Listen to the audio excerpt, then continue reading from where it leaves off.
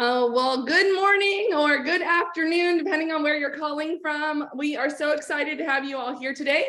My name is Jessica Pierce, and I'm the CEO and founder of Career Connectors, and I'll be your MC and host this morning. And so, as you can see, we have on the first slide here is, hey, let's get used to using the chat a little bit, because that's what we're going to do today. We're going to engage and we're going to use the chat. So drop in the chat your name and where you're calling us from. I've seen Arizona, New York, let's see, the West Valley in Arizona, California. So drop in where you're calling us from, and also drop in what industry or career or job type that you are currently in or that you're kind of targeting and what you're looking for. Vadim, I think is how I say that. Welcome, Letitia. Welcome, Jacqueline. So great. ALN, why don't you? Oh, Anna, great. I was going to say, drop in your name. Dion, good morning. Kelly. Hi, you guys. Thank you so much for being here today. We are thrilled to have you all. And again, we're going to engage. We have a lot of content today coming in, and we want to make sure that these virtual events not only provide resources and hope, but also connection. And so one of the ways that we can connect is through the chat. If you have any questions about what we're talking about, if you have any questions about the content or connect resources, drop those in the chat today, and that would be the best way to get an answer for you. So a little bit about Career Connectors. We've been around for about almost 14 years, and our whole organization is really focused on building stronger communities. And we know this happens through great careers. And so if people are working in careers that they love, that they feel connected to, that, you know, is either close to their work or flexible with their work-life schedule, then we know that communities build and they're stronger. And we all want to do that through empowering people. So that is empowering you to connect and find the right job that you love. So I also want you guys to be thinking about, one of the things we really understand is that there has been a significant amount of layoffs in the last year. And so we're going to be addressing some of that. We're going to be talking about, you know, your strengths and how you can take your strengths from the careers you're in and continue to utilize them, or maybe you're looking for something else, and what kind of, based on your strengths, what kind of careers maybe you're looking at. And so understand or know that we understand layoffs. We are supporting people through layoffs, whether you're here where we're located in Arizona, as Mary says, sunny Phoenix, Arizona, or you're looking nationally. That's why we do these virtual events, is so we can bring these resources to the national level. All right, I'm going to show you guys some of the features of Zoom. Many of you probably know this already, but look at, I want you to make sure everyone is using chat. So look on the bottom of your screen if you're calling in on a computer. Look at the bottom of your screen, and there is a chat icon. Open that chat icon, and that's where we're asking you to go ahead and drop in your name, where you're calling us from, and your target job. If you're calling in on a phone, a lot of times there's 3 dots, maybe on the bottom right or the top right of your phone. You click those, and usually the chat icon or the chat option will be right in there. So you can utilize that too. The best way for you to view this call is for you to be able to see the call, both the screen, the PowerPoint slide that you're seeing, but also the actual speaker that is going to be talking. So if you're on your computer, most of you will have the view option on the top right corner of your computer. If you click view, then the drop down says side by side speaker. In that case, you will see the PowerPoint or the presentation, and then you will also see who is the speaker at the moment. So that's your best bet, is side by side speaker view. All right, and then we are going to have a couple keynote speakers today, and then at the end of the call, we are going to have an hour of breakout time. And so make sure you stay to engage with our speakers, but also to meet with the career coaches, the LinkedIn coaches, the resume writers that we are bringing here for you to talk to. Okay, you guys, if you need closed captioning today, that is also available. It is at the bottom of your screen, and it says show captions. You can just click on that and you'll be able to see all the captions. Our call is being recorded, You probably saw that when you came in, when you logged in. Our call is being recorded so that you're going to get an email after this today that will have the link back to the call. So you can take notes, and we encourage you to take notes, and we encourage you to ask questions, but you'll also be able to go back and view any of this. And Stephanie let us know, our keynote speaker let us know she will have information for you that we can send out in our follow-up email with the slides and a PDF of the slides. So you'll be getting that too as well. All right, good. We have people logging on. It'll take a few more minutes for everybody to get on. But again, make sure you are engaging in the chat. The other thing we're going to ask for, so be ready for this. The other thing we're going to ask for is your LinkedIn URL. The LinkedIn URL, Jim just did it. Jim just put his LinkedIn URL. Jim's one of our awesome career coaches that will be here today for you at the end to talk to. But Jim dropped in his LinkedIn URL, and you can see on the chat that it is blue. And it's blue because that means it's clickable. And if I click on that LinkedIn URL, or you click on that LinkedIn URL, it will take you out to LinkedIn and allow you to connect directly to him. So Anna just did it also. So thank you, Anna. What you're going to do is you're going to open up a browser on your computer, go to LinkedIn, and go to your profile. For me, the easiest way to go to my profile is I just click on my picture, and it'll take me to the profile page. And then the URL that is in the top of your search bar is what we're talking about. You click on that and copy it, and then drop it right into the chat. And that way it should be blue. I'll go ahead and drop those instructions as well, so you guys can see if you missed that. But thank you. And then what we're going to do, we have all of these people dropping their LinkedIn URL in right now. What we're going to do is we're going to connect with each other.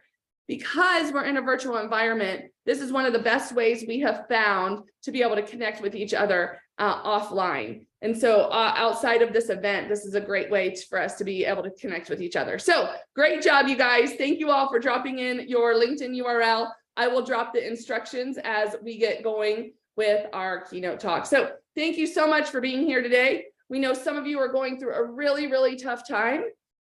And we know some of you are just, hey, maybe I'm thinking about doing something new.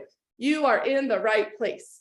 And so I want to introduce you to our great friend, Stephanie Clerge. She is a consultant, coach, and trainer, and holds the title of Vice President of Training and Consulting at Colby Corp, a consulting firm specializing in assessments and interventions that increase individual and collective performance. Stephanie holds an industrial engineering degree from Stanford University and an MBA from Babson College. She completed a coaching certification from the Hudson Institute of Coaching and previously spent 15 years managing teams and developing leaders at Intel. And I can tell you that's all true, but also she's just a great lady. She and I met when our kiddos were in kindergarten. So it's all about networking, you guys, all about networking. And so Stephanie Clerge, I'd like to bring her to the stage. Thank you so much for being here. Please help me welcome Stephanie. Hey. She's getting up.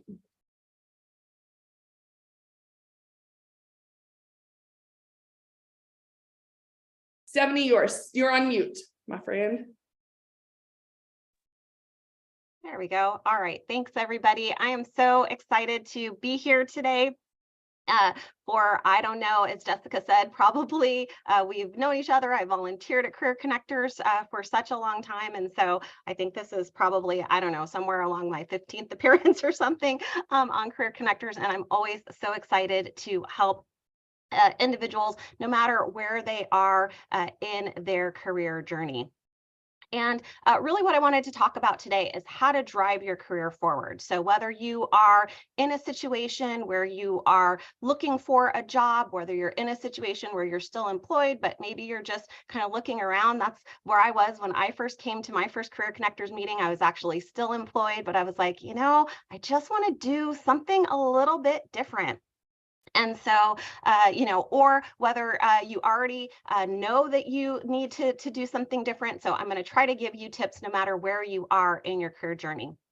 So I know Jessica read my official formal bio, but what's most important that you know about me is that I have experience kind of in as many different places that it comes to hiring that you can possibly have, I think. So in addition to having interviewed and been on that side of the table myself as someone who's made several career transitions, I also have been a hiring manager. I've hired over 1,000 people in my career, been involved in the hiring of 1,000 people in my career, especially when we worked at Intel and we were hiring tons and tons of people at one time for the factories. And then when I left Intel and started my coaching practice, then I started meeting with individuals one-on-one and figuring out what are they looking for in their career, and did some career coaching and leadership coaching. And that's when I also started volunteering with Career Connectors, and that was a bunch of fun. And then I did a short stint as an executive recruiter. So I got to really see the behind the scenes look, had a seat at LinkedIn where I could, do a lot of the behind the scenes stuff. And so I want to share a couple of the tips with you, sort of from a recruiter's perspective as well. And as Jessica said, now I am at Colby Corp, and I get a chance to work with individuals and teams and helping them to be more productive. And I'm still working on hiring and a part of the interview process there. So lots of great stuff that I wanted to share with you today. But first, I'm really interested in understanding, why are you here? So you know why I'm here. I'm here to provide you as much great information as I can, but I'm really interested in, why are you here? So if you're willing or able, feel free to just type into the chat one of these options. You can either use a word or you can use the letter, but either you're employed and just kind of considering your options, or maybe you're ready and you're looking for a job in the same field. Maybe you're redesigning, you're looking for a new industry, a new role. Maybe you're retired and you want to look for something that is just kind of part-time. Or if there's something else. So feel free to chat in wherever you are, whatever stage. A couple of you are picking a couple things, which I love. You can definitely be in more than one stage. So I love that. Stay-at-home mom returning to the workforce, looking to go back to school, and then lots of folks at every stage in between. So I love that. And thank you guys for sharing. And what I really want to talk about today is, how do I drive my career forward? And I'm most likely going to overuse this metaphor, but I think it's a really good one in terms of figuring out what exactly it is that you want to do, whatever your next step looks like. And I really, think that this is an easy framework. A lot of us kind of do the ready, fire, aim type situation, and we really need to be doing ready, set, go. So how do we really do this ready, set, go to drive our career forward? So the first thing is, you want to get ready by focusing on the driver. The next one is, you want to get set by navigating to your destination.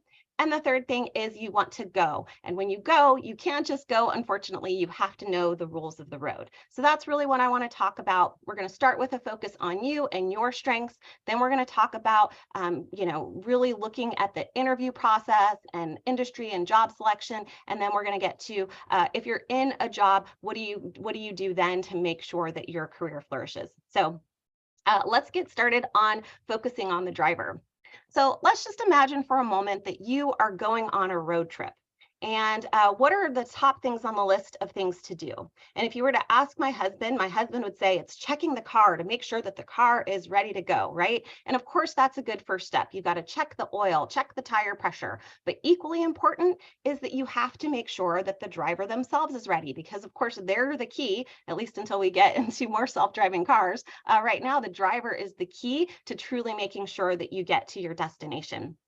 And you are in the driver's seat when it comes to your career. So that's the other reason we want to focus on the driver, because the vehicle may change along the way, but you, the driver, are the consistent part.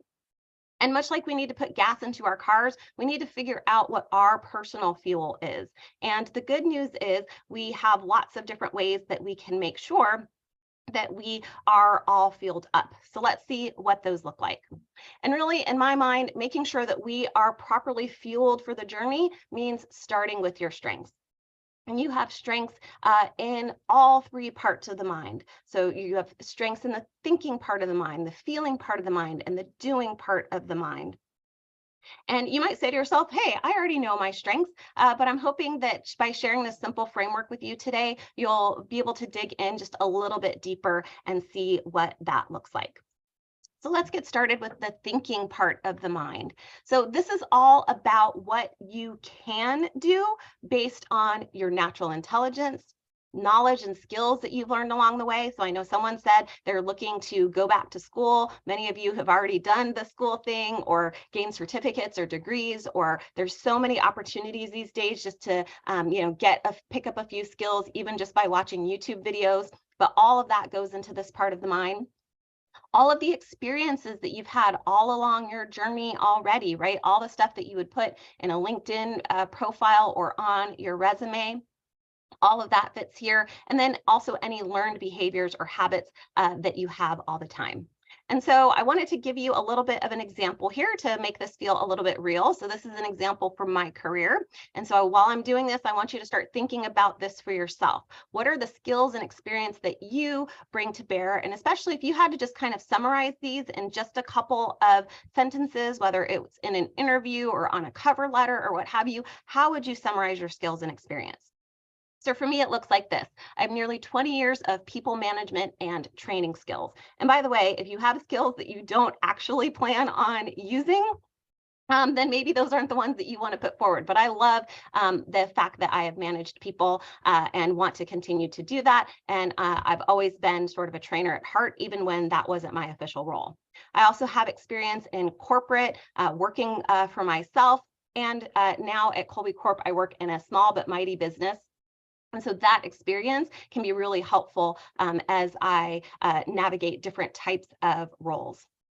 I'm also very skilled at managing large projects, and I've learned from my experience that I do my best work when I'm working collaboratively. I had an internship one time where I was working by myself, and it was awful. Even though I'm an introvert, when it comes to work, I really do enjoy collaboration. Also, I know about myself, I need to be a part of the decision making. I don't like being put in the corner. I really need to have a voice, and I need to have new areas to learn. So that's some of the things that I've learned about myself from my experiences. So really start to think about what that is for you. What are your skills? What are your experiences? And what do they mean about what you both want in a career and what you can bring to a job?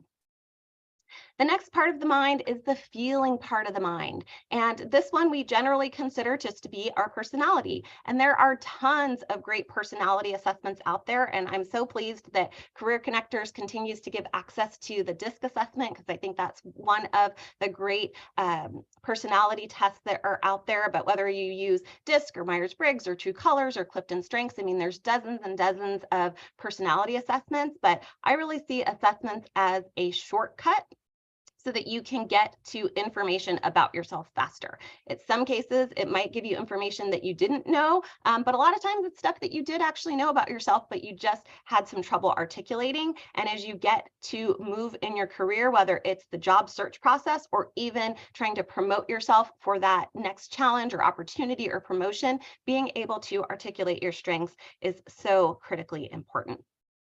The other thing about this part of the mind is it talks about your motivation and preferences. What are the things that you enjoy doing at work? What are the things that you're passionate about? What are the things that you are most interested in? Because as Jessica said, really that is sort of the foundation of finding a job that you really love and being on a career path that you want to be on and that takes you forward. And then, of course, our values and emotions fit in here too. We need to make sure that our values fit with those of the company and sometimes those of the leadership of the company as well. But this part of the mind is all about what you want to do. So here's my example. I am naturally curious. And some of this information, by the way, I got from one of my favorite assessments, which is free.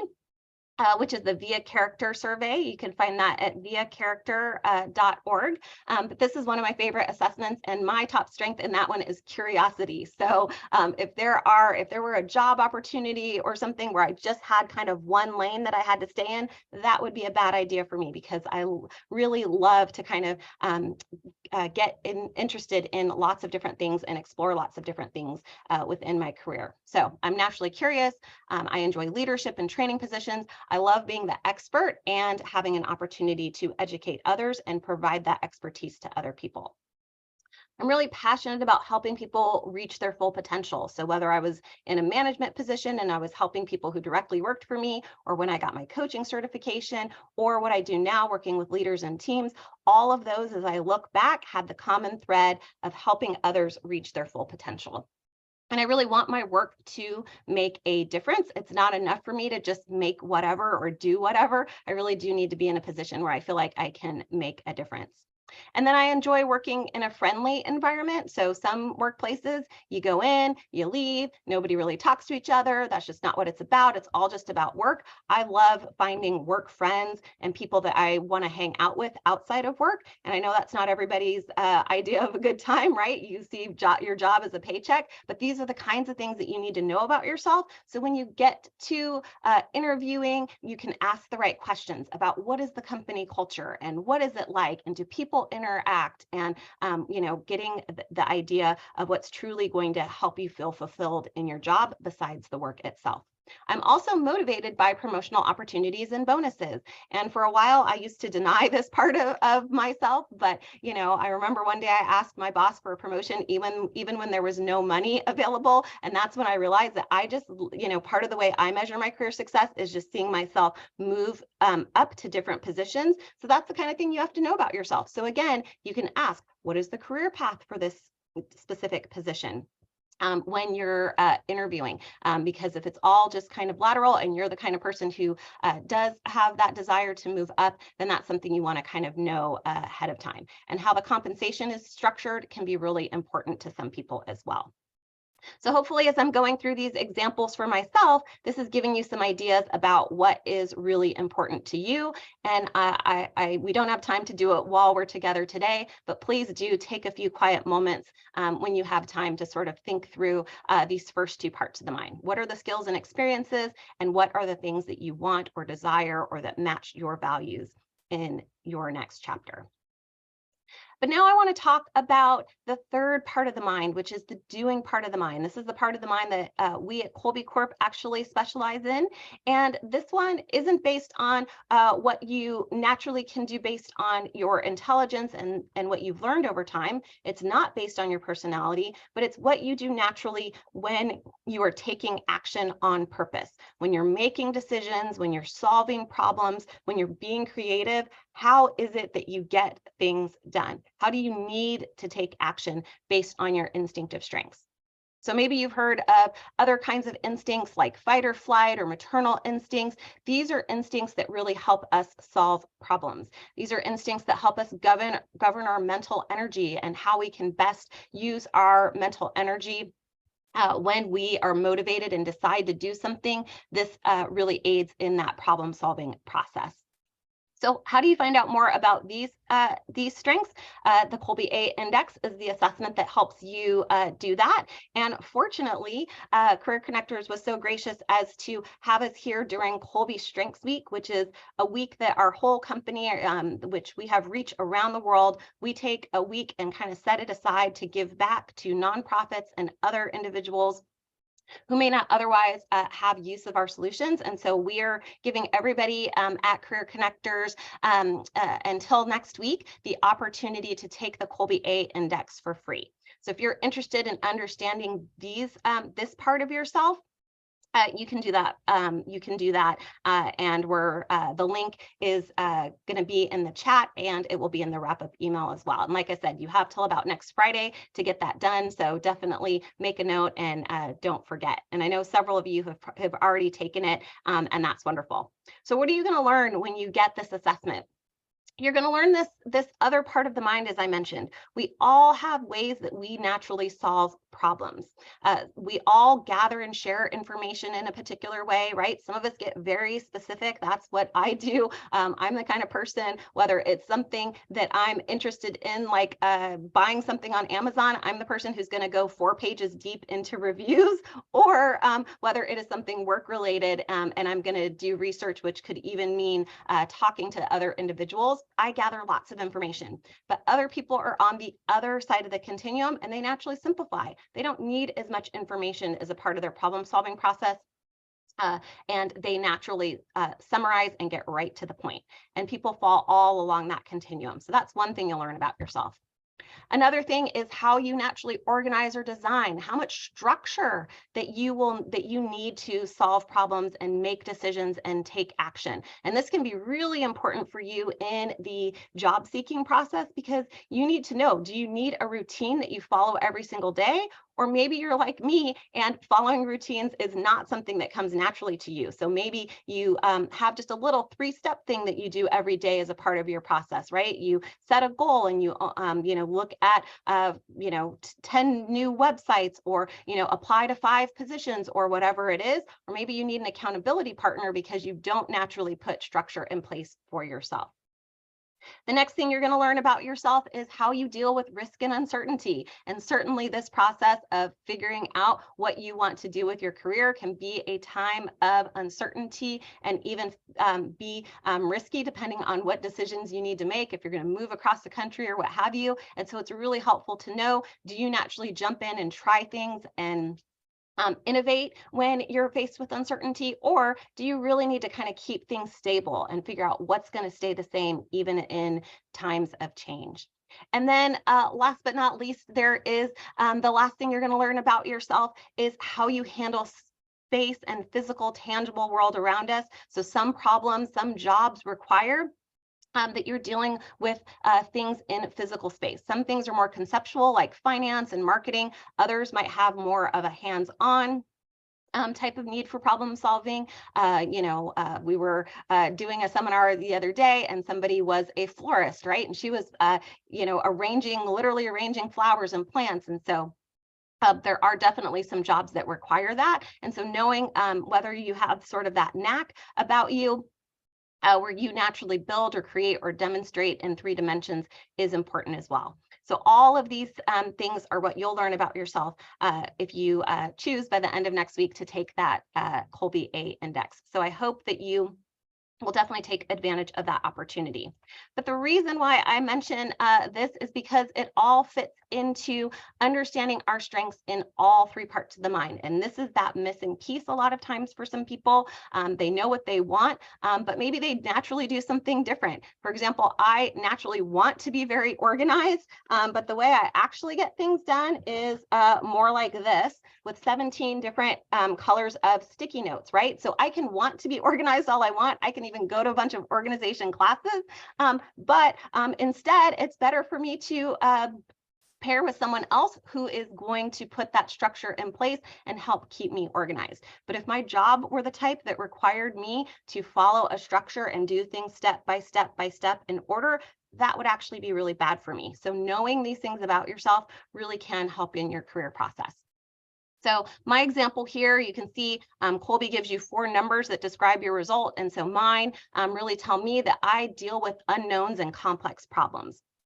I always want to be in an organization where there's a lot of fires to put out, because that actually gets me super energized, right? Also, I love it when there's opportunities and I have to figure out which opportunity is going to be the best one to take. And how can I make sure that there are all of the ideas and alternatives that we have, that I'm gathering information to support whether or not we should move forward with those. So lots of great stuff that I have learned about myself from my Kolbe A index results, and I hope you can do that too. And once you've taken your Kolbe A index, you will also have the opportunity to attend a free recorded webinar at kolbe.com/activateyoura. And so you can learn more about it, because I'm not going to really talk too much more about Kolbe. I just wanted to offer this as an opportunity for you guys in your career journey. So that's kind of your next step after you take the assessment.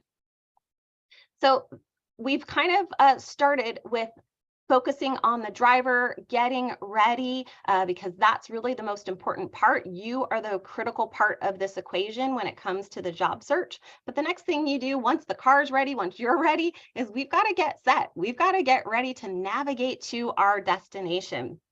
And so what is most important to you in your career, and how do you reach that destination? And I wish it would be as easy as punching a few, directions into your phone. But unfortunately, the career journey is probably a little bit more like this. You need to go a little bit more of the old-fashioned way. Although technology can help, you need to have some sort of map. And that's when that framework that I just mentioned, this 3 parts of the mind framework, really does become your map when it comes to seeking that destination. Because you can start to ask yourself the questions that we talked about. What am I skilled at doing? What skills can I obtain, and how easily can I obtain those skills, right? There's so many resources out there where you can get certificates on LinkedIn, or you can take all sorts of free or very, very low cost resources. And I know Career Connectors has a ton of those great resources for you. But what experiences make me a good fit for this position? So maybe you've already selected a couple of jobs. Many of you in the chat said earlier, I want to be in healthcare, or I want to be in this field or that field. And so if you've already made some of those decisions, then you need to think to yourself, well, what experiences in my past make me a good fit for this decision? So for me, that means literally going through line by line by line of each job description and saying, what of my skills actually match those that are in the job description? What experiences do I have that are make me a good fit for this position? Then in that feeling part of the mind, this is the part of the map that tells us, what do I enjoy doing, right? Because you want to move to something in your next chapter that you actually enjoy. A lot of people have been talking about remote work, and Colby went from being a 5-day-a-week in-person company to being hybrid. And I used to make an hour-long commute, more than an hour each way, because I loved my job. And now that it's hybrid, I still love going into the office because I love what I do. So you really want to make sure that that's a big component for you, whether it's in person or virtual. You want it to be something that you're happy doing. As I always say to people, you don't want to be running from something, you want to be running to something, right? You want to set your destination for someplace you actually want to go.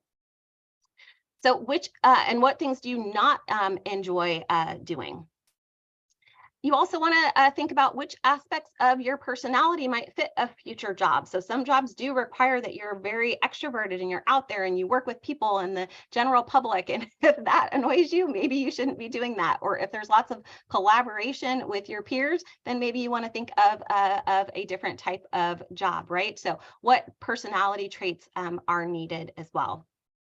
And what aspects of the company culture are appealing to you, right? And so we kind of talked about that a little bit before.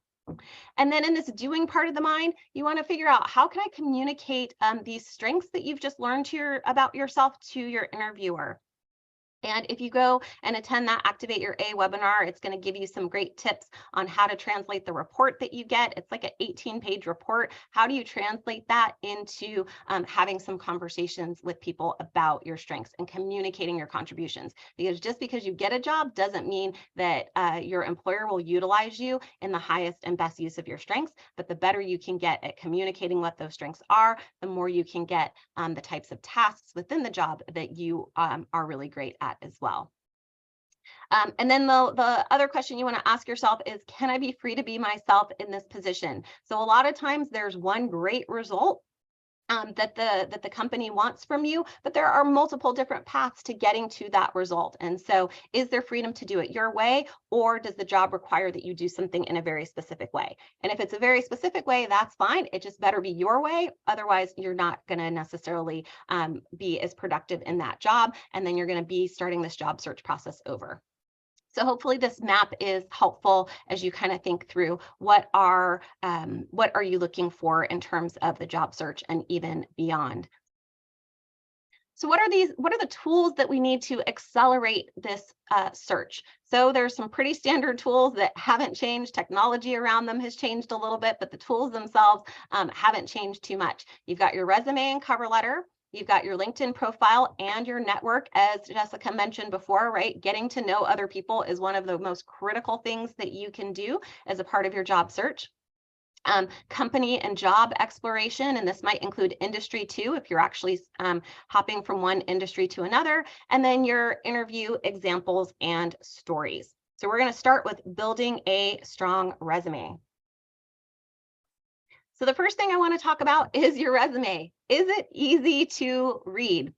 Right? When someone looks at your resume, does it just look like the paper version of Charlie Brown's Teacher, where it's like, wah, wah, wah, wah, wah, wah, I have no idea what is happening here? Or is it clear and clean and easy to read? Most hiring managers or recruiters, if they have your resume, they're doing a quick scan. They're looking for keywords, whether they're doing that literally like I was with my hand and doing a quick scan, or most likely they're feeding it into a system that does some sort of keyword search if they're a really big company, right? So you want to make sure that if someone has your resume in their hand, that they're doing that quick scan, it's going to speak to them. It's going to tell them something. So you need to make sure that your resume tells them the story that you want them to hear. Of course, with it all being true, but many of us have lots of different experiences in our past. And so you really want to highlight the experiences and highlight the outcomes of those experiences that really point towards the future that you want. So for example, I used to put that I had taken Spanish classes on my resume. I took that off because I'm not bilingual. I never really was. I took enough Spanish to be dangerous, but it would be bad for someone to be searching for that keyword Spanish when I really am not the best person to speak Spanish in a position, right? Or if you're looking to change industries and everything about your resume reads your previous industry, then you need to go and probably take a few courses or volunteer or intern or have a few experiences in that next, in your chosen next industry, or you want to highlight some of your previous skill sets that'll make you a good fit for that other industry. So lots of great things that you need to think about when you are looking at your resume. Does it reflect what you've actually done? Is it reflecting what your best contributions are? And is it clear where you're working next? I'll never forget standing in the behind my table at Career Connectors, and folks would come up to me and they wouldn't have a strong handshake, they wouldn't have a resume available, or they'd hand me a resume and I was like, I don't even know what to do with this, right? So have somebody else, and the good news is you are here at Career Connectors and you can meet in the breakouts later today with resume coaches and LinkedIn coaches and all kinds of people. But even if you're not working with a professional, have somebody else look at your resume and have them tell you, what does this resume say? Now, I wanted to just take a minute to talk about cover letters. Cover letters, the biggest thing about cover letters is they're not dead. They're not always necessary. And the worst thing you can have is a very generic cover letter that says nothing. That is not very helpful, but a cover letter can be really important when you are trying to stand out in a crowd. So there are some people who are applying for jobs where there's literally going to be hundreds of other applicants. And so you can use your cover letter to stand out. You want to put your keywords in your cover letter. So again, when it's going through that scan, the keywords are popping out. And by the way, if you don't know what I mean by keywords, you're looking at the job description itself and using some of the keywords that they are using in that job description and putting them in your cover letter or in your resume, or using them during interviews. So when you need to captivate your audience, because maybe you're one of many and you just need something that is going to grab their attention. When you need to control the message, so maybe you have bad credit, because some employers these days are actually looking at your credit score, or maybe you've been out of work for a while and there's a big gap in your resume, and you can use your cover letter to really discuss what was going on and what that situation was. Or maybe you were caring for a sick loved one, or you were injured, or whatever the case is, whatever you might want to share that you think that would be helpful. Get some good advice on what you might want to share in that cover letter. Or if you want to customize a response, something that you want to highlight about yourself that maybe wouldn't be very obvious from your resume, especially if you're changing industries or changing jobs, the cover letter can be really key. Now let's talk about social media. And as I mentioned, it's been a few years, it's been several years actually, since I've been behind the scenes on LinkedIn. So I know a lot of it has changed, but there are some tips that really don't change. But it was really eye-opening when I was on the other end of LinkedIn, when I had a recruiting seat and I could actually do the searches. And one of the things that I will share is one of the things that when I was a recruiter, we looked for is people who were already in a job. If you're not currently employed, that's okay too. But I also want to speak to those of you who are still in your career. That you want to make sure that you are paying attention to your LinkedIn profile all of the time as well. So first tip is pretty easy. LinkedIn makes this easy for you. It gives you a percentage. It tells you what is filled out in your LinkedIn profile and what isn't. So pay attention to that. Just take the advice that LinkedIn gives you and make sure that you filled in all of the possible categories that it makes sense for you to fill in. And make sure that your profile is really describing what and how and the impact. I really like short, sweet job titles. So, some people have like 20,000 words and I'm a this and I'm a that and a whatever. Sometimes I think that actually makes it seem like you're a little bit flighty, even though I know everybody's got a side gig and a side hustle and what have you. When you were looking for a full-time job, a lot of times what people are looking for is focus. So it's not that you can't have that stuff in your profile, but in your job title, it's not about making yourself seem like you've got a lot going on. It's about making it seem like you are very focused. So you guys there's some great LinkedIn coaches that you guys can get some advice from as well, but that's just my perspective as a previous recruiter and as a hiring manager. So you want to really get to the point, what, how, what impact. In the summary, the LinkedIn, this is what's great about LinkedIn as opposed to a resume. You can show a little bit of your personality. You can kind of talk about yourself and what motivates you. In my LinkedIn profile, I have that I'm an ocean boiler, and I put in there, no marine animals have been harmed in this ocean boiling. It was something that my boss used to say. She would say, Stephanie, you're trying to boil the ocean and we're just trying to make a cup of tea, right? And so, but that is something that a lot of people love about me, right? Because I'm looking for the big opportunities and I am, forcing the organization to kind of move forward. So if that's what someone wants, in an employee, I'm telling them that I'm that person, right? So figure out how you can kind of show a little bit of yourself there.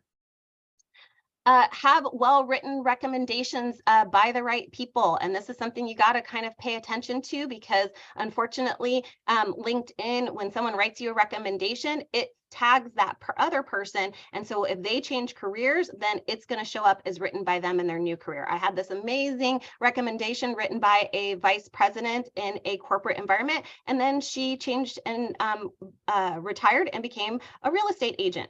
I have no problem with real estate agents, but that wasn't the recommendation that I needed anymore, right? I really needed the vice president recommendation. So always pay attention, even if people have done that, volunteer to give people a couple sentences that they can add to their recommendations about you. Make it as easy as possible so that you can have 2 or 3 really great recommendations by people that are really going to help you move forward. Like, try not to have your mom and dad and brother and sister, unless those are your only options. Try to, find someone that you volunteered with or worked with in some other way. Make sure you list your contact email and InMail properly. A lot of people don't put their actual contact email in LinkedIn, and I think that that's really important, because sometimes people don't want to do the back and forth over LinkedIn forever. They want to actually contact you via your email, or if they send InMails, make sure you respond properly to the ones that are from people you actually want to hear from. There's also, unfortunately, a lot of spam on LinkedIn, so you don't have to reply to all of that.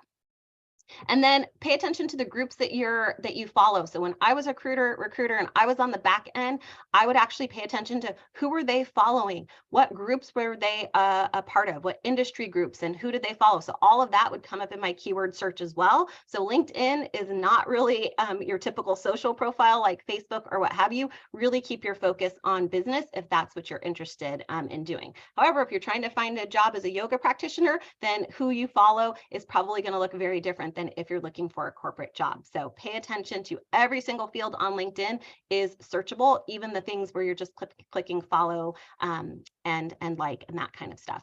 And then post and comment on job and industry related issues, and find bloggers and people who are making posts and comment on their stuff, because now you're getting exposed to their network as well.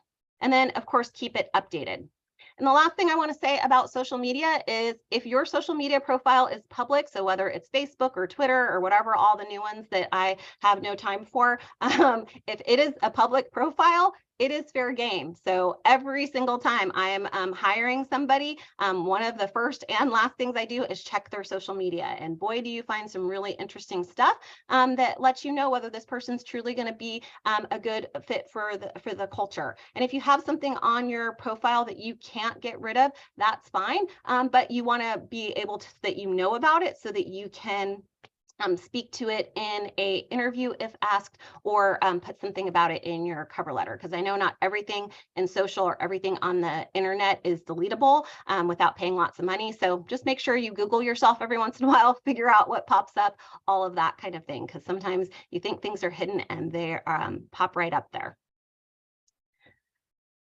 So the last thing I want to talk about here in your destination is presenting yourself well. And here's a couple of my hiring manager pet peeves. And it's actually more than a couple. I have a lot, but I'll go through them quickly.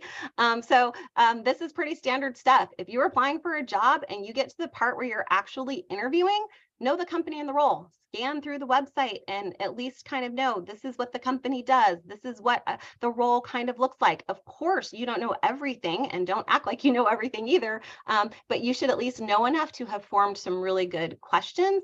It's fine to ask, what does the day in the life of this role look like? What would you think are the success factors in the role? What do you expect I would be able to accomplish within the first 90 days? So there's lots of great questions that you can ask, but you want to have a little bit of your own detail around that so that you're not just asking questions or don't know anything about the company or don't even know how to pronounce the company name, for example. Find somebody who works at that company, go to a YouTube video where the CEO is presenting and says, here at Acme Company, blah, blah, blah. And now all of a sudden you know how to say the name, right? So really make sure that you've done a little bit of homework and be able to describe why you want the job and why you would be a good fit. That's almost positively going to be one of your very first questions. And speaking of which, we talked a little bit about some questions that are helpful, questions that show interest and that you've done some critical thinking. So, if there's something going on in the industry, so for example, some of you mentioned healthcare, there's always a lot going on in healthcare. So figure out a couple things that might be going on in the industry related to your job. These days, it's always interesting to ask about AI or ChatGPT or, those kinds of things, just to show that you're sort of up on new things. And a lot of companies are looking to explore how AI can help them accelerate their business. And then the other pet peeve is when people ramble, right? So if you're asked a question, pretend you're at a beauty pageant and they ask the question and then you answer it. And if you need to repeat the question to give yourself a little time to think, or even if you need a moment to think, that's okay too. But try to get yourself together, do whatever you need to calm your nerves. I personally have a playlist that I use before I speak, before I go to interviews, that kind of gets me pumped up. So figure out what your thing is that kind of helps you calm your nerves, whether it's a cup of tea or some meditation or some breathing, so that you end up not rambling. And also make sure you know your own resume well and can answer questions from your own resume, because there's nothing worse than someone asks you a question about something in your own resume and you're like, oh, well, I don't know, or I can't remember, or it's clear you're just making it up as you go along.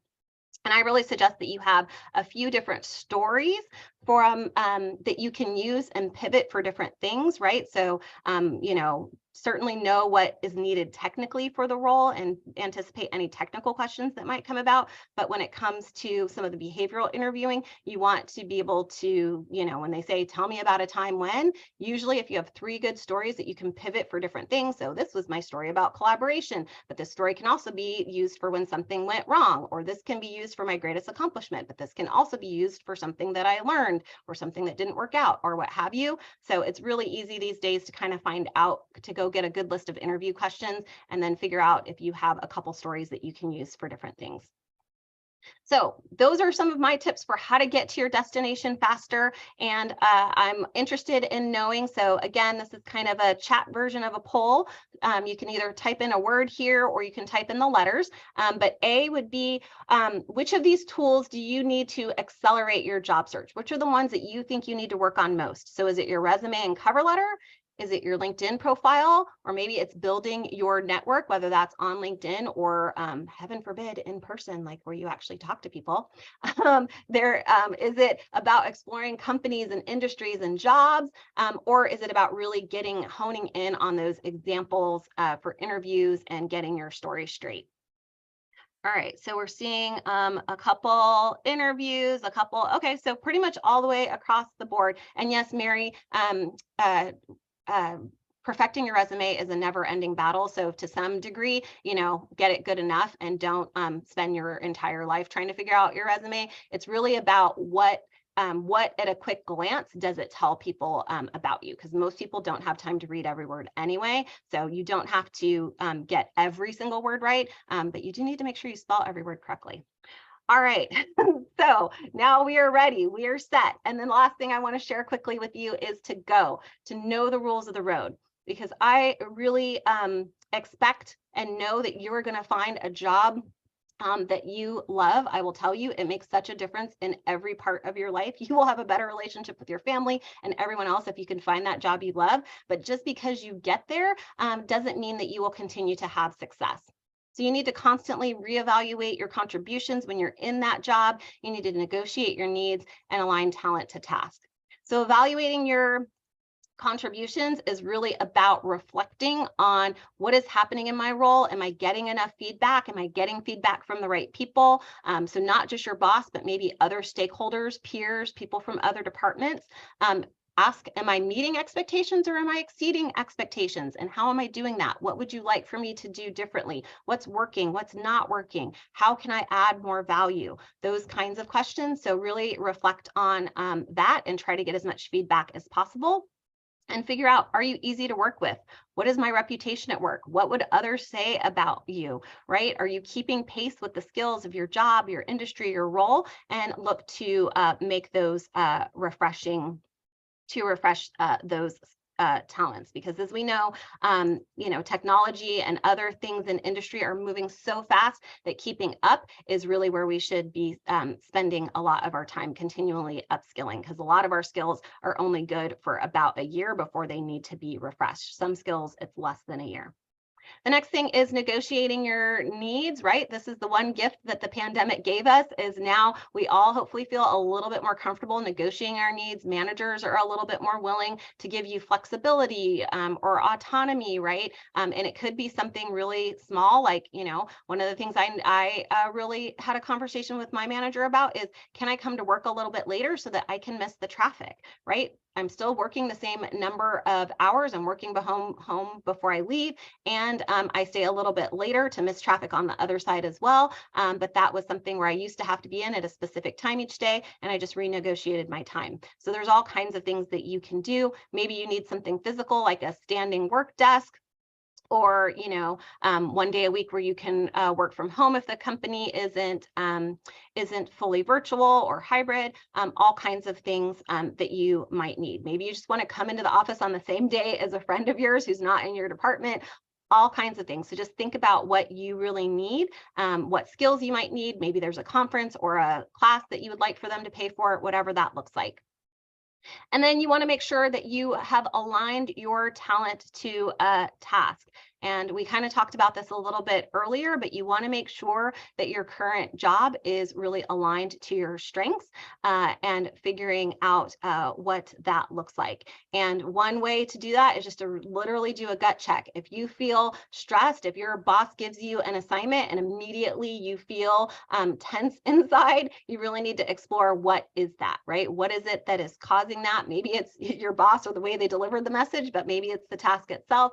Maybe the task you can do, but the way you're being asked to do it, it doesn't work, right? So this is what we want to avoid. We want to avoid, sort of fitting a square, it's not a square peg in a round hole. This one seems to be a round peg going into a square hole, but either way, you want to avoid that, right? And then the last thing I want to encourage you to think about is, can you bring your full self to work, right? Can you truly be yourself at work? Can you be free to be yourself in all three parts of the mind? So if you're, funny, can you bring your humor to work? If you have a bad day, is it okay to figure out, some ways around that, as long as you're not impacting your peers or your clients? One of the greatest compliments I got was when I was leaving Intel, somebody said, I'm really going to miss you, Stephanie, because of you, I felt like I didn't have to check my heart at the door. I could be myself and who I was. So you really want to find those people to surround yourself with in your workplace that allow you to bring your whole self to work, because that will really help you drive your career forward. So in closing, I just want to ask you, what is your next step to get your career in gear? I hopefully covered almost the gamut of everything from, pre-job search to interviews to what you're even doing when you're in your career to make sure that you're refreshing and renewing some of that stuff. So really, spend some time thinking about what that looks like. And don't forget, you are a part of a movement with Kolbe Strengths Week. So please do take the assessment so that you can learn more about those strengths. And if you have the opportunity to do that, share your strengths on your social profiles. Especially, it's a cool thing to share on LinkedIn, but any social channel. And if you'd like, you can hashtag Kolbe Strengths Week. And that's a great way to network as well, because we have people from all over the world right now in every industry you could imagine following that hashtag for this week. So it's a great opportunity to share and network in a different way. And then also, I love it. The last few times I've been here, I've also been able to say we're hiring. So we have some positions available, and you can find more information at kolbe.com/careers. So we have a sales position available and a technical position available, as you can see there as well. So if that's something you're interested in, then we've got all that going on too. So Jessica, I did it. You did it. You got through a ton of stuff. Thank you, Stephanie. I have a quick question. So a couple people came on late, so I just want to address a couple things. The Kolbe assessment is free to you through Career Connectors and what Kolbe is doing for this week until May 7th. Is that correct? May 12th. May 12th, I'm sorry, May 12th. So Sheila Coulomb just dropped the URL, and use that URL to take the Kolbe before May 12th so that it's free for you. So you're going to be able to see your strengths in there. And Stephanie, can you just in a minute or less, it looks like you have numbers next to your name, 8363, and that it just popped up on the screen too. So I assume those are levels of different strengths in the areas of how Kolbe measures different traits. Tell us a little bit about that. Yeah, so the quick and easy version is this is how you naturally problem solve, how you naturally make decisions, and how you take action. So once you're motivated to do something and you're taking action on purpose, there's 4 different ways that we all take action. And so knowing all of these 4 different ways is really helpful. So how you gather and share information, how you naturally organize and design, how you deal with risk and uncertainty, and how you deal with physical and tangible space versus things that are more abstract. So those are the 4 things that you will learn, and you'll get 4 numbers just to make it really easy to tell other people. And you can actually compare this person to that person. You can actually even compare your strengths to the strengths of the job if the hiring manager has done that as well. So lots of great things you can do with Kolbe. Fantastic. And so I am a assessment advocate as well.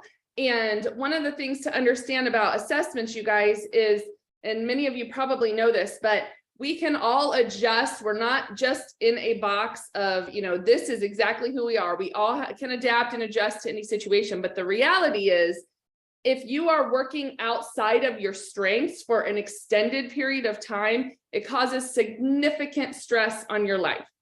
And so if you can really take this assessment and think through, where are my strengths and what are the things that naturally I am good at?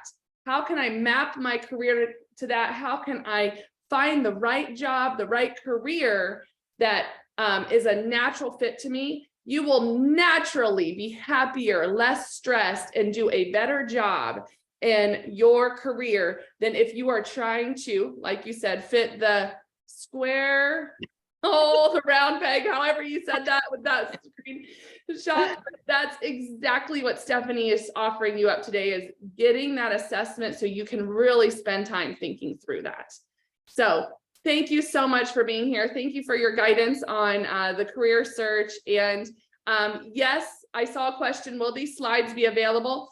Stephanie is sending us the link or the slides, and we're going to get them out to you. So after the call today, you will get a email that has a whole bunch of resources. One of the things that will be on that email are these slides. So Stephanie, Clerge, thank you, thank you, thank you. Our virtual clap. Thank you so much for being here today. We greatly, greatly appreciate you. And also, this call is being recorded. So part of the email you're going to get after today will be a link to the Zoom call playback. So you may watch back any of this call as well. All right, we are going to move over now. So one of the things that has happened since the pandemic is people are not only looking for the regular kind of career opportunities, full-time job, but they're looking at different gig opportunities, different business ownership opportunities. And one of our great partners offers business opportunities as well through franchising. And so not a lot of people understand this. So we asked her to come in today and talk a little bit about the strength side. And is there, can you map that? So she's going to take the next few minutes and talk a little bit about that. But then after Anna speaks, we have our phenomenal coaches here today, and we have quite a few of them. We have professional resume writers, career coaches, LinkedIn coaches, and more that can meet with you in one-on-one or small groups in our breakout sessions. Also, our speakers will be there. So if you have some questions you were dying to ask Stephanie but didn't get to them, she's going to be available, as well as Anna after this as well. So I am excited to introduce you all to Anna Brambilla, and she has over 20 years as in the field of career transition. She's been a career coach, a recruiter, outplacement consultant, relocation expert, and then she was also in corporate in the finance and software project management area. She has an MBA and also an undergrad in economics. But in 2017, she was looking for something different. So some of you may relate. You're currently kind of in either your second half, or you're recently laid off and looking for your next thing, or you're just kind of like, I don't know what I want to do. Well, that was kind of what Anna was going through, and she attended a workshop similar to this about franchising. And so throughout her career, she's been focused on helping other people get the job and the life they've loved. And one of her favorite things is to be a matchmaker between people and resources. So she leaves the romantic to other people, to those professionals, but she loves to engage with people through giving ideas and suggestions and resources as they navigate this time. And so she is a career ownership coach and really works hard to understand, what people are going through and where would be a good fit for them. And so she's helped so many of our people. Not just people that end up going into business ownership, but people that are just kind of struggling to figure out their next step. So she did become a franchise owner in 2017 and has helped hundreds of people since. So Anna, we are thrilled to have you. Welcome to the stage. Thank you so much. I'm so thrilled to be here, and just completely resonated with everything Stephanie was saying. Play to your strengths. Life is so much more fun and easy and just enjoyable when you know your strengths. I brought back bad memories. I started my career as a financial analyst, and I thought, what the heck? I've got my MBA.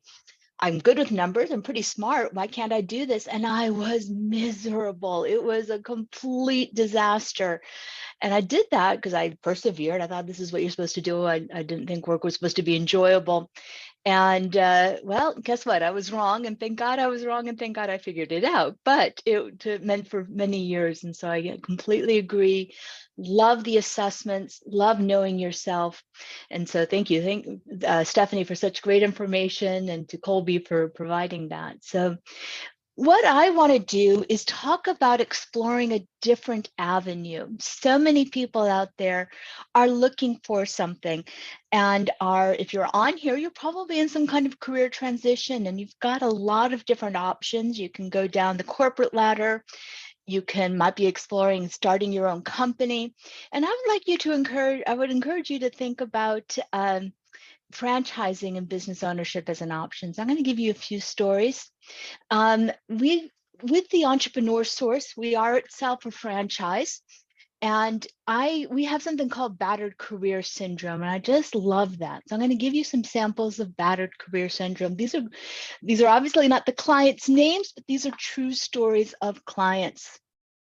I had a client who was a senior director at a major company on the East Coast, and after 20 years, unceremoniously got laid off. And he was having a hard time finding a job. He was looking and looking and looking and could not find a job to save his life.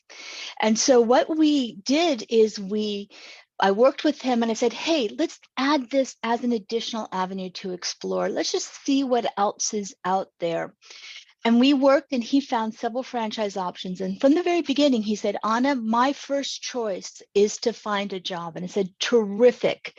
Please keep up the job search. Do not stop the job search, but add this as an additional avenue to explore. And he looked for 9 months and finally he said, I have to put a stake in the ground. If I don't get a job by, I think it was Thanksgiving, then I'm going to go the franchise route. Unfortunately for him, he did not get a job, but fortunately for him, he did find a franchise and he is living his life because for him, it was so important to see his grandkids grow up. And they had a house, they had a summer house on the Jersey Shore and they wanted to go to. So I was able to help him. The thing that's important to remember is that at all times I'm on the same side of my clients. So the only thing I care about is helping my clients explore options that they may never have known existed. And I do work with franchises, and so I'll go into a little bit more details in a second. The next slide, please, Bree. So I had another client who had some issues, some physical issues and having a hard time finding a job. And he was not, he could totally work, but companies were looking at him and saying, yikes, I can't get over his poor eyesight in his case. And so he was looking and looking, and he could have retired kind of, it would have been kind of tight, but he wasn't quite ready to retire. So I worked with him and we looked at a bunch of different options. He finally found a franchise that allowed him and his daughter to work together, which was really cool. That was something that was very important for him. Next slide, please. I had another client who was working as a youth pastor and loved his work. He was having so much fun with that, but he was looking at his retirement funds and saying, I just can't make this work. And so I worked with him to find a franchise in the senior space. So I have a franchise for him that helped him use his passion for helping people. And he's looking at a franchise, and in fact, he ended up investing in a franchise that allows him to help seniors on a daily basis. So that was something very, very powerful for him. Next slide, please. I have another client who was very successful in his career. He's in Denver, and he was with a major pharmaceutical company, working very, very hard, very, very hard, and kept being promoted, promised a promotion. He was at a senior director level, and they kept saying, you're up for the VP level, you're up for the VP level, you're up for the VP level, and it never came. He got so frustrated. So we decided to look at a bunch of different options. He loved dogs. And so we worked together. And about halfway through, he said, you know what? This franchising thing's not right for me, but it's right for my wife. And so we ended up finding a franchise that his wife is going to run in the dog field. So he's working with dogs. His wife gets to work with dogs. He gets to bring his experience as a business manager and as a salesperson in this particular case. So he's managing the front office of the franchise, so to speak, and she's managing the back office while he's still keeping his job. And last I heard, they were still promising that promotion. So hopefully that comes through. Next slide, please. I had another client who was so frustrated. he was going on very expensive trips with his bosses, and they were flying in private jets and staying at 5-star hotels and eating, at Michelin-starred restaurants, having a great time. And at the end of the trip, and this happened many, many times, at the end of the trip, they would go to him and say, well, yeah, all those hourly workers, we have to cut their pay. What? Why? We have plenty of money. There's no reason to cut their pay, but they wanted to squeeze an extra few dimes out of some people who were frankly, not making a whole lot to begin with. And so he got so frustrated with with that, being forced to do things he just didn't feel comfortable with, trying to treat the people who are at the bottom of the economic ladder poorly when his bosses were living it high on the hog, and they clearly could afford it. I worked with him, and he ended up in a landscaping franchise.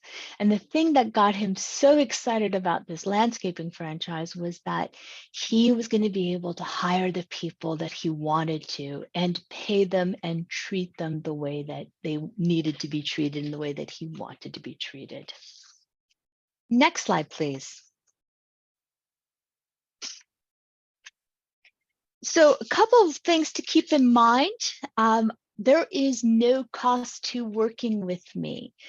I help people who are in career transition explore options outside the traditional corporate model. I have a couple hundred franchises in 35 different industries. Most people think McDonald's, most people think Subway, and know that a franchise costs a couple of $1 million minimum, and you have to have cash on hand.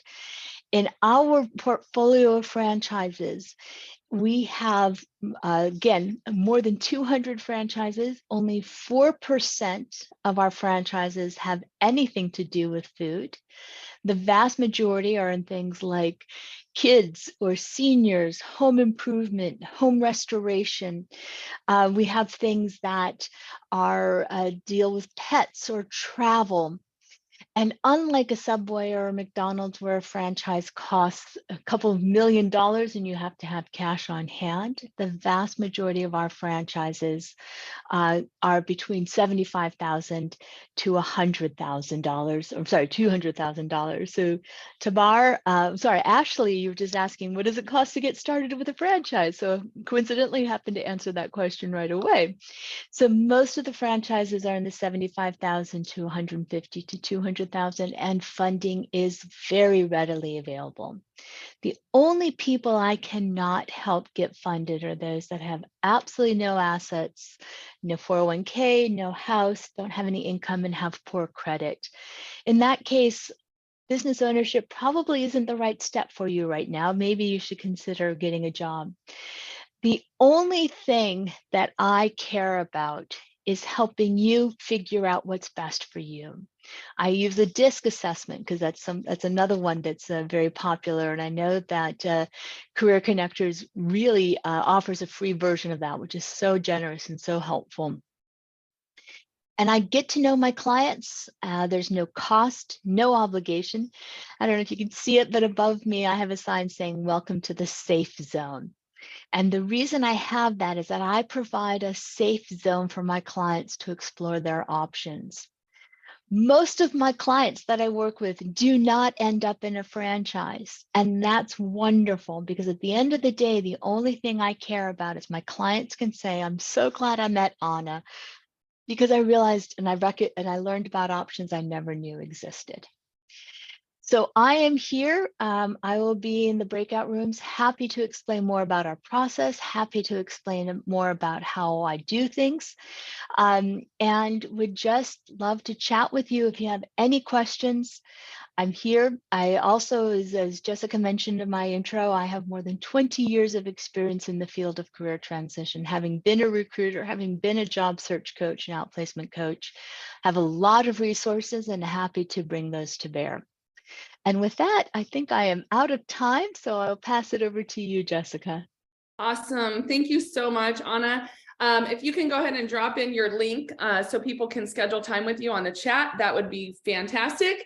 One of the things Anna has done with a lot of the people that are go through Career Connectors is just talking through what you want to do and what are some of your options even outside of franchising. So if you're even interested in possible business ownership, this is a great conversation because she's an expert in that field. And so go ahead and book time with her. You can see that right there. Again, all this does not cost you a penny, and that, which is one of the great reasons we love to partner with her. So thank you for being here. And we are going to move over to our closing part of the conversation, and then we're going to move into our breakout sessions. And so I want to reiterate a couple things. First of all, we've talked about the assessments a lot. I'm going to provide you guys the link to that assessment, the one you can take for free always with Career Connectors. It's available, but then also you will get the link for the Colby one that's available until May 12th. Yes, May 12th, I think is the date. If you have any feedback for Career Connectors today, we would love that. Please shoot us an email at contact@careerconnectors.org, and we would love to read your feedback. The next slide does show you the link to the DISC assessment. Also, this Zoom call, and then all of the ones we've done for the last almost, 3 years now are on our website. And so you can view back any of those calls on our webinar site. And so that link will be included in the email you will get after today. Probably later this afternoon or tomorrow morning, you will get an email and these links will be in there. And so you can view back this event. You can view back any of our other events. We have talks on everything. Oh my gosh, if you guys missed Justin Jones' talk last month, and actually I think Justin jumped on the call. I don't know if he's still here, but he did tic-tac-toe. What that was about was all these technology resources on helping you get a job. It was phenomenal. I learned so much from him. So if you were not at that call, jump back to that event so you can take a look at that call. We also did a blog with all of the resources that he gave us around, checking out keywords, looking up email addresses for people at different companies. There was so much technology information packed. And so, okay, thank you, Kathleen. The first recording on that page that Kathleen just dropped in the chat is Justin's call. And so after we load this one up, this will be the first call, but Justin's is good. So that's an example of another event that's out there, but there are a lot. There's some on salary negotiation. There are ones on interviewing, a whole gamut. And so those are resources available for you guys. We also are on social media, so feel free to connect with us, engage in that conversation. We post our events out there, but we also post content and information for you. Thank you so much to the sponsors that make these events happen. Some of them are on the call today, but these are people that help make our programming happen, that we have some grants from, that we have some funding from, and partnerships. So thank you so much for your support. I do want to let you guys know about a wonderful resource, Best Companies AZ and Best Companies USA. We are headquartered in Arizona, so we do a lot with the community here. But we also support people nationally. And so if you are looking for an award-winning company that has won a Fortune 100, best place to work, a most admired company, a whole different awards like that, go to bestcompaniesaz.com. Check out their website. Here are some of the people that they kind of represent. They really help. That is an award-winning company. And if you're working for these guys, that they have won some awards and they are one of the best places to work. They have in-person, remote, and virtual positions available for all these different companies. They're not a staffing firm. They are they help these companies do things within their culture to win these national awards. And so you can go Axon, Workiva, Kubra, Upgrade, CarMax, all of these companies are award-winning companies, and we would recommend working for them. We know them, and check out their website at bestcompaniesaz.com. Thank you, Jenna, for being on. Jenna just dropped in the URL for best companies to work for remote. So all of you that are on the line and interested in remote work, that's a great link to go to. All right, so some of our upcoming events. The first two are specific to Arizona because they're in person. We have one out in Avondale, and we have about 20 employers that are going to be there. And we are going to be providing free professional business portraits that you can use for your LinkedIn profile. We'll have lunch. It's going to be fun. It's a lot of great jobs. Over 1,000 jobs will be at that event. And then we have the AZ Careers Now, which is a grant that we're on with a manufacturing industry. And so again, we have about 20 employers that are all manufacturing associated that will be out in Phoenix on May 18th. The next event we have online in this virtual format is Thursday, June 8th. And this will be navigating career transition with confidence. And Clara Chorley is a great speaker, and she's going to talk about how to navigate this transition.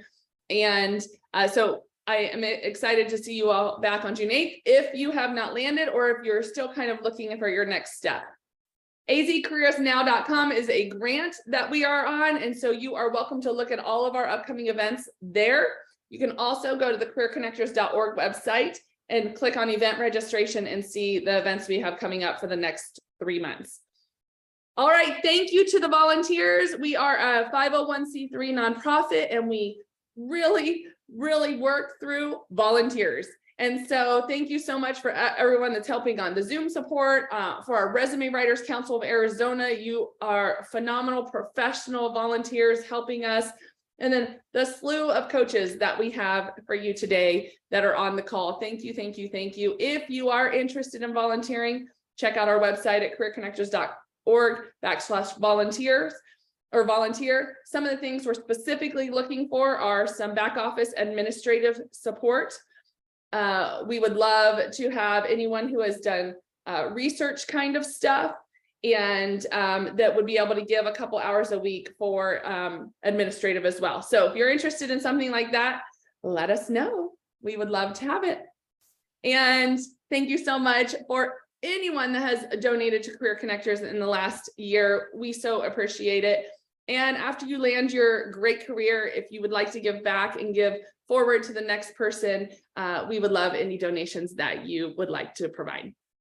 So thank you so much for being here. I'm going to throw it over to Bree Martinez, our event director, and she's going to walk through how to join the breakout sessions. But I want you to know from me and my team, we are praying for you all that you land into the career of your dreams. Thank you so much for being here today. Okay, so I'm going to go over how to join a breakout room. You're just going to go to either the top or bottom of your screen and you'll see the toolbar and you're going to click on breakout rooms or more, whichever your view is. And then this is once I open them. So once I open them, you'll see a list of all the breakout rooms. There's 10. So whichever one you want to choose, just hover over on it, then go to the right and click join. It'll take you into that room. If at any time you want to come back to the main session, you can also do that the same way. Go to your toolbar, hover over to the main session, and we'll let you back in here. So I'm going to open all the rooms. So they're now all open. So you should see them come up when you click on breakout rooms.